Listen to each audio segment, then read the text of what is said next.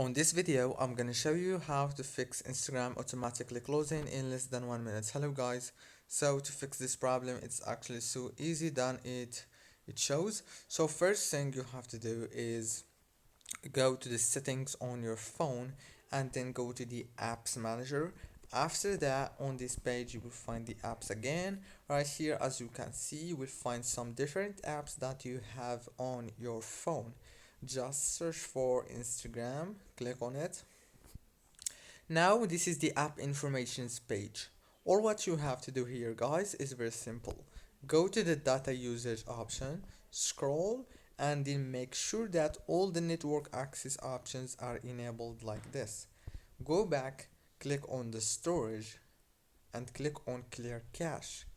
Now go back, click on force stop, and then go to the open by default option and make sure that this option is on always allow.